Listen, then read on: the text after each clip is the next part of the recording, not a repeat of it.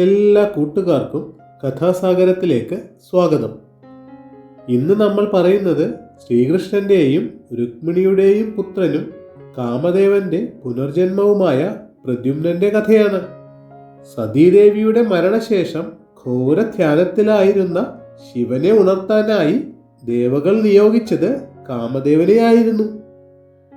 പുഷ്പബാണമേറ്റ് തന്റെ ധ്യാനത്തിൽ നിന്നുണർന്ന ശിവൻ ധ്യാനഭംഗം വരുത്തിയത് കാമനാണെന്ന് മനസ്സിലാക്കി കാമനെ തന്റെ തൃക്കണ്ണ് തുറന്ന് അമർഷത്തോടെ നോക്കുകയും കാമൻ നേത്രാഗ്നിയിൽ കത്തിയെരിഞ്ഞ് ചാമ്പലാവുകയും ചെയ്തു. ഭർത്താവിനെ നഷ്ടപ്പെട്ട രതിദേവി മഹാദേവിയെ തപസ്സു ചെയ്ത് പ്രത്യക്ഷപ്പെടുത്തി തന്റെ ഭർത്താവിനെ തിരിച്ചു കിട്ടണമെന്ന് അപേക്ഷിച്ചു. തുടർന്ന് ദേവി രതിയോട് ഇങ്ങനെ അരുളി ചെയ്തു: അല്ലയോ പുത്രി, ശ്രീകൃഷ്ണൻ ദ്വാരകയെ ഭരിക്കുന്ന നാളിൽ കൃഷ്ണന്റെയും രുക്മിണിയുടെയും പുത്രനായി കാമദേവൻ വീണ്ടും ജനിക്കും. അന്ന് അവന് പ്രദ്യുമ്നൻ എന്ന പേരായിരിക്കും.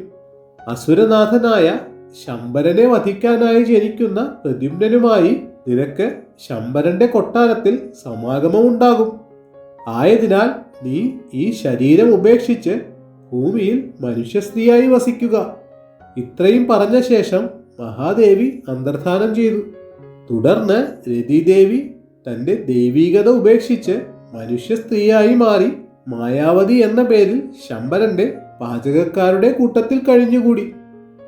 ശിവാനുഗ്രഹത്താൽ കൃഷ്ണനും രുക്മിണിക്കും ജനിച്ച പ്രദ്യുമ്നനെ മായാരൂപിയായി അവിടെ എത്തിയ ശംബരൻ അപഹരിക്കുകയും തുടർന്ന് കടലിലെറിയുകയും ചെയ്തു. ദിവ്യ ശിശുവായ പ്രദ്യുമ്നനെ ഒരു മഹാമത്സ്യം വിഴുങ്ങുകയും മത്സ്യത്തെ ഒരു മുക്കുവന് തന്റെ വലയിൽ ലഭിക്കുകയും ചെയ്തു. ശംബരാസുരന്റെ പ്രജയായിരുന്ന മുക്കുവൻ ആ മത്സ്യത്തെ ശംബരന് കാഴ്ചവെക്കുകയും ശംബരൻ അതിനെ പാകം ചെയ്യാനായി പാചകപ്പുരയിലേക്ക് അയക്കുകയും ചെയ്തു. മത്സ്യത്തെ മുറിച്ച പാചകക്കാർക്ക് അതിനുള്ളിൽ നിന്ന് സുന്ദരനായ ഒരു കുട്ടിയെ ലഭിച്ചു. അവർ കുട്ടിയെ വളർത്താൻ തങ്ങളുടെ കൂട്ടത്തിലുള്ള മായാവതിയെ ഏൽപ്പിക്കുകയും ചെയ്തു. ശംബരന്റെ പാചകശാലയിൽ പ്രദ്യുമ്നൻ കാമദേവന്റെ ലക്ഷണങ്ങളോടെ യുവാവായി വളർന്നു വന്നു. അന്നൊരിക്കൽ ആ വഴി വന്ന നാരദൻ മായാവതിയും പ്രദ്യുമ്നനും രതിദേവിയുടെയും കാമദേവന്റെയും പുനർജന്മമാണെന്നും പ്രദ്യുമ്നൻ ശ്രീകൃഷ്ണപുത്രനാണെന്നും മായാവതിയെ രഹസ്യമായി വിളിച്ചറിയിച്ചു.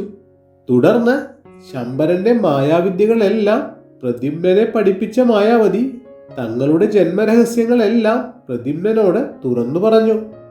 ശേഷം ശംബരനെ പോരിന് വിളിച്ച പ്രദ്യുമ്നൻ അസുര സൈന്യത്തെ നിലംപരിശാക്കുകയും ശംബരനെ വധിക്കുകയും ചെയ്തു. തുടർന്ന് മായാവതിയെയും കൂട്ടി ദ്വാരകയിൽ തന്റെ മാതാപിതാക്കളായ ശ്രീകൃഷ്ണന്റെയും രുക്മിണിയുടെയും അടുക്കൽ ചെന്നു ചേർന്നു.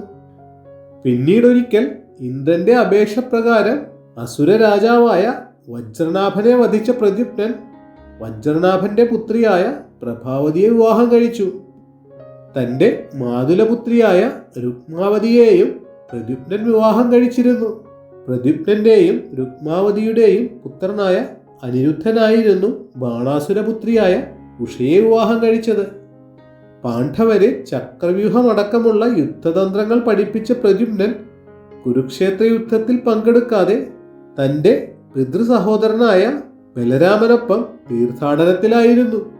പ്രഭാസത്തിൽ മദ്യപിച്ച് തർക്കിച്ച് കൃതവർമാവിനെ വധിച്ച സാത്യകിയെ മറ്റു ശത്രുക്കളിൽ നിന്നും രക്ഷിക്കാനുള്ള ശ്രമത്തിനിടയിൽ പ്രദ്യുമ്നനും സാത്യകിക്കൊപ്പം കൊല്ലപ്പെടുകയാണുണ്ടായത്. മരണാനന്തരം പ്രദ്യുമ്നൻ സനൽകുമാരന്റെ രൂപം പ്രാപിച്ച് സ്വർഗാരോഹണം ചെയ്തു. ശ്രീകൃഷ്ണപുത്രനായ പ്രദ്യുമ്നന്റെ കഥ ഇവിടെ തീരുകയാണ്. മറ്റൊരു കഥയുമായി വീണ്ടും കാണാം.